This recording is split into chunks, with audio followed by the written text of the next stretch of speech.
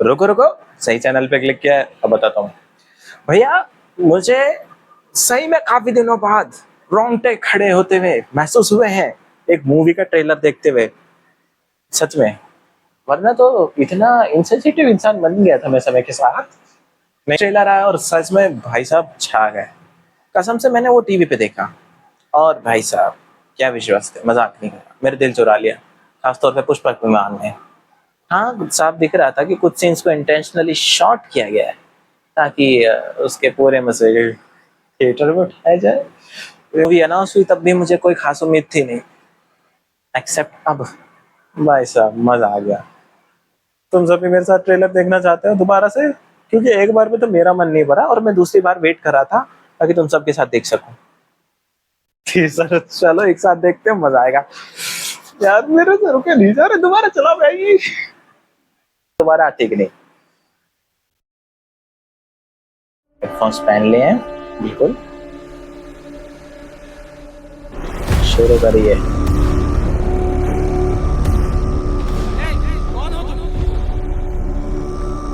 तुम्हारा नया राजा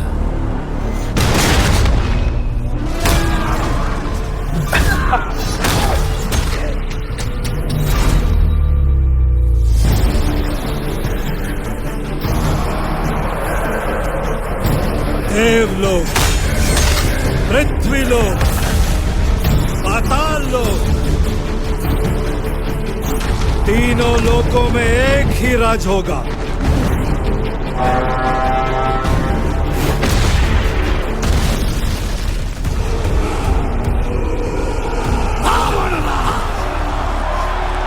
जब जब सृष्टि पर संकट आया है, भगवान विष्णु ने अवतार लेकर उसकी रक्षा की। मेरा ज्येष्ठ पुत्र राम।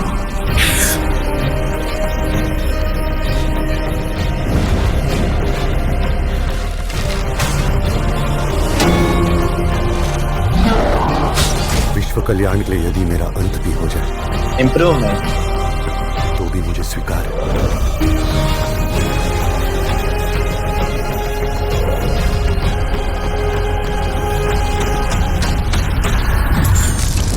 ये टीजर से थोड़ा अलग था, निर्णय ये मैंने सेम ही सीन टीजर में भी था। अगर ध्यान हो एक पुत्र होने के नाते अपने पिता के वचन का पालन करना मेरा कर्तव्य है। तुम्हारे लिए 14 वर्ष का वनवास।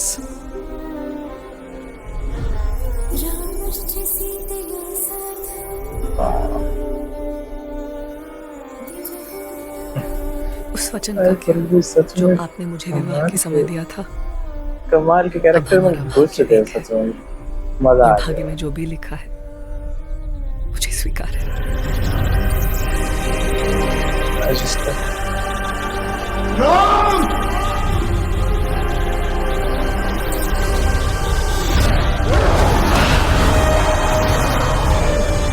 जनस्थान की राजकुमारी सूर्पनखा, वो मोहित हो गई है आप पे।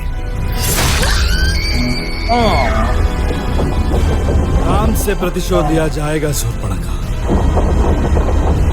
न राम की मृत्यु साधारण, जिस भी शख्स ने इस पुष्पक विमान का न उसका डिजाइन बना, रावण तीनों लोकों का स्वामी है, मजा आ गया। तो तीनों लोकों के सामने उसका वध करूंगा। क्या ही कह सकते। मैं अपनी सीता को वापस लाऊंगा।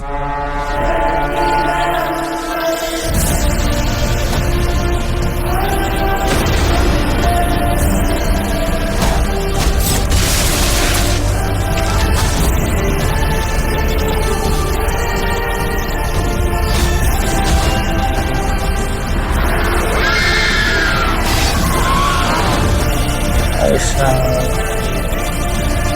मजा आएगा।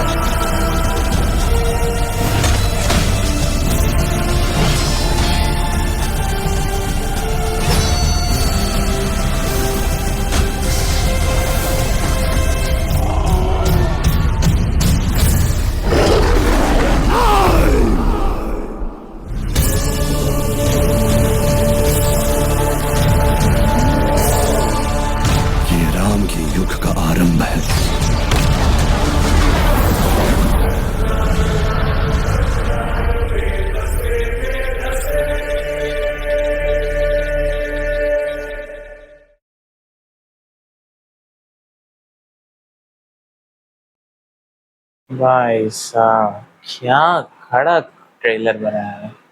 और सच में बुरा मत मानना, मैं बस इमोशनल होके कह रहा हूँ। मुझे सच में फील हुआ कि ट्रेलर के एंड में बस हनुमान जी एंट्री मारने वाले हैं भैया।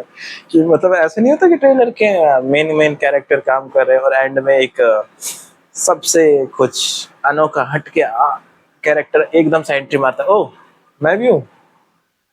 हाँ तो वो तो है ही, वो डेफिनेटली पूरी कहानी में काफी क्रूशल पार्ट निभाएंगे ही, मतलब वनवास के बाद का।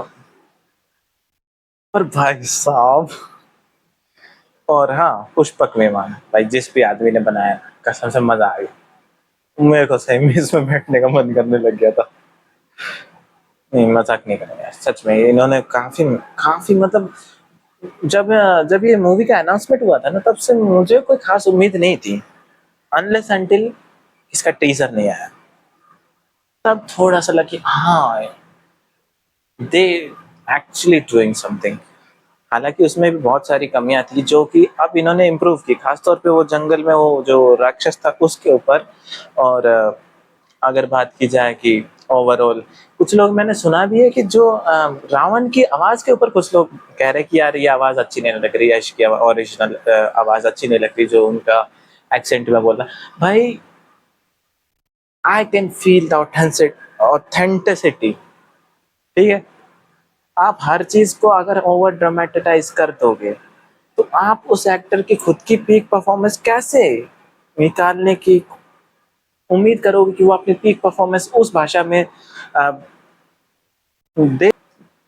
नेचुरली वो उतना फ्लुएंट है ही नहीं। मतलब अगर आप कह रहे हो कि उसकी आवाज को कोई डब आर्टिस्ट करता तो भाई मजा नहीं आता, सच में मजा नहीं आता। ये अच्छा, ये ऑथेंटिक आवाज, वो गुस्सा, वो सब वो अपनी ओरिजिनल एक्ट में दिखा पा रहे हैं, वो बहुत मजेदार फील होता है, ठीक है।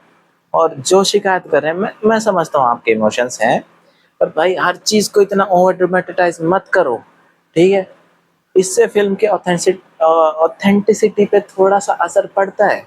सोच के मुझे तो अच्छी लगी सच बताऊं। और जहां बात रही वीएफएक्स की, उन्होंने बहुत इम्प्रूव किया है, जो कि मैं पहले बोल चुका हूँ। जितना मेरे को पता चला है इसमें ऑलमोस्ट 2 मेजर फाइट सीन होने वाले हैं। जो एक तो रावण का लंका विजय है, जो कि उसने अपने भाई कुबेर से छीनी थी, जो कि दिख भी रहा था। अब मुझे पता नहीं वो लंका है कि स्वर्ग तक पहुंच गया, ये इस चीज का मुझे कोई आइडिया नहीं। मतलब हो सकता है कि वो लंका जीतने गया हो, कुबेर पे हमला कर दिया हो, और हो सकता है कि जो ऐरावत दिखा, मतलब बीच में इंद्रदेव भी आ गए हो। सच में मैंने कहीं होकर सुना है यार, कम ऑन भाई। मतलब तुम मुझे एक बात बता, ऑनेस्टली मैं भी अगर उनकी जगह होता, जो कि मैं नहीं हूँ, क्योंकि जाहिर सी बात है मेरे अंदर इतना कोई खास टैलेंट है, ज्यादा सच बोल लेके क्या? पर अगर मैं भी होता तो मैं भी ऐसे दिखाता, ठीक है ना। मैं नहीं दिखाता भगवान को किसी ह्यूमन फॉर्म में। अगर वहाँ मतलब मैं विष्णु जी को कभी भी किसी मूवी में अगर डायरेक्ट मुझे दिखाना भी हो तो मैं यकीनन इसी तरह के सुपर डिवाइन फॉर्म में ही दिखाता, क्योंकि ये ज्यादा नेचुरल फील होता है, ठीक है। आप इंसान दिखा दोगे, आप उसका अच्छी वो शायद वो इंसान चाहे कितनी भी अच्छी एक्टिंग कर ले, कितना भी अच्छा एक्ट कर ले, पर भाई आप उतना फील नहीं कर पाएंगे, ठीक है। आप चलो ठीक है, भगवान राम जी के अवतार के रहे हैं, वो तो चलो ठीक है। वो तो आप कह सकते हो कि भगवान ने खुद इंसान का रूप ले लिया है, तो अब वो अपनी उन डिविनिटी को, यानी अपने दैवत्वपन को अब उन्हें थोड़े वक्त के लिए छुपाना भी पड़ेगा, क्योंकि रावण को जो वरदान मिला है वो प्योर इंसान ही उसे मार सकता है, और वानर भी। तो उस हिसाब से उन्हें एक इंसान की तरह ही आगे बढ़ना पड़ेगा, जो कि चलो ठीक है। पर मैं सच कहूँ तो डायरेक्ट त्रिदेवों को किसी भी ह्यूमन फॉर्म में दिखाना मैं खुद पर्सनली पसंद नहीं करूँगा। तुम्हें एक अच्छी मूवी मिलने वाली है, इतना तो कंफर्म है। हालांकि अब भी कुछ चीजें हैं जो फिक्स करनी जरूरी है, जो मैंने नोटिस की ट्रेलर में भी और टीजर में भी, वो थी लाइटिंग। अब टीजर में तो चलो ठीक है, उसमें तो काफी कुछ और भी था जो फिक्स करना था, पर ट्रेलर में अब जब थोड़े लंबे शॉट्स हैं तो कुछ जगहों पे लाइटिंग मुझे उतनी अच्छी नहीं लगी, और शायद ये बात आप लोगों ने भी नोटिस की। ये बात पता है क्या, ये हमारी बातें ये सुन रहे हैं, हमारे ओपिनियन, हमारे रिव्यू, तो अगर हम अभी इन्हें बताएंगे तो पॉसिबल है कि ये इसे और बेटर कर और करेंगे भी। जाहिर सी बात है, 4000 करोड़ की पिक्चर है यार, लॉजिकली उन्हें करनी ही पड़ेगी। और मुझे उम्मीद है ये अच्छी पिक्चर है। अरे यार मेरे को ये इंतजार नहीं है, और सच में कोई थिएटर पे जल्द से जल्द ले आओ, मतलब अच्छे से बना के लाओ और ले आओ यार, मजा आ जाएगा। अभी के लिए इतना ही, बाकी तो दिक्कत तो यार प्लीज सब्सक्राइब तो होता ही रहेगा, अभी तो आए हैं, प्लीज बाय।